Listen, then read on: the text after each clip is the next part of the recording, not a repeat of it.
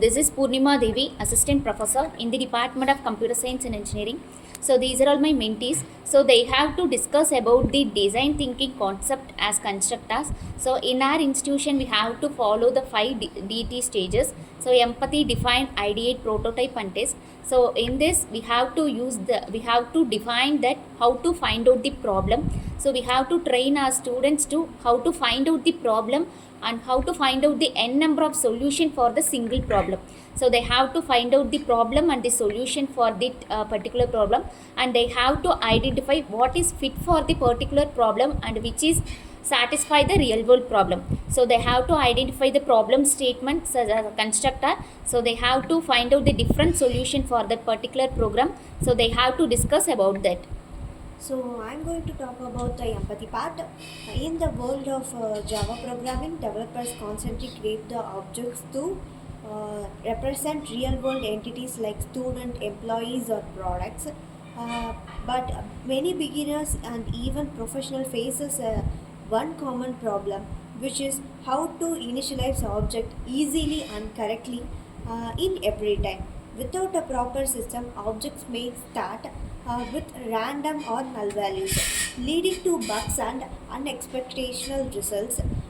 So we empathize the developers' frustrations.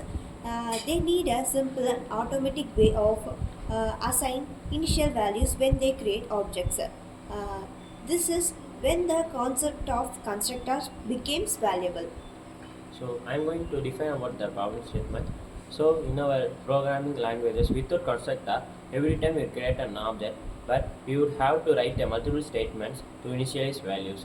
It leads to repetitive code, poor maintainability, and a higher chance of human error. So our design goal is to create a system that initializes objects automatically and keeps the code clean and organized. The idea. Uh, let's we think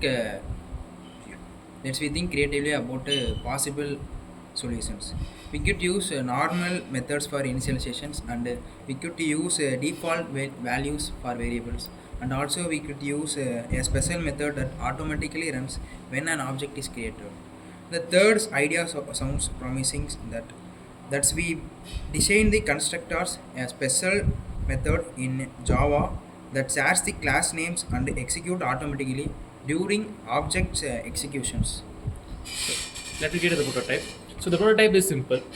So in company, they should save the employee details. So it's a big data.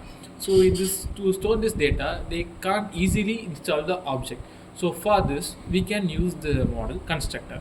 So a constructor, it comes with the two types. It's the default and parameterized. These are two constructors that are going to be used. So basically in the industry, there be a minimum of people of 700 to 1000. So for each people, they should store their name, age, mobile number, and any other data and their salary data to store their values. So for these all values, we can use as usual program like, let me start with the name class. So for that, we can start as class industry. So for this, we can store their name with the data type string, and other data types like for salary, we can use float or int to store their salary, and for mobile numbers, we can use the data type string. By storing all these values, we can simply create the data storage. So to create this as the object, we should use the type constructor. So that is the two type of constructor. First one is the default constructor. A default constructor is the constructor which comes with the default value. That is, it always have a default value of unknown, and the value is always be 0.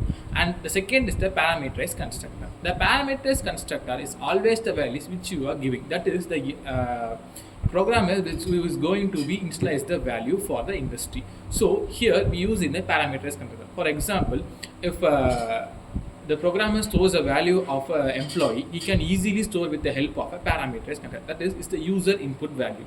So by constructing this prototype, we can actually easily get the output where the program will be run efficiently with no errors. The next part is testing, evaluating and refining the solution. Now we test the prototype. Output, name, unknown and age. Name, Lily and age 20. It's worked perfectly. Each object starts with the predictable values, no errors, no manual installation needed. We can further test by adding more constructors or modifying parameters to handle the different situations. Through the test, we can confirm that constructor provide an elegant, automatic, and efficient solution for installation object in Java. So in this conclusions, my students have to explain that constructor, and in this they have to tell about that without the constructor we have to display all the values and we have to change all the values in the class itself. So using that constructor we have to change all the values in the main class. So in that main class only we have to change the values. So that's why they have to use the DT for this. So thank you.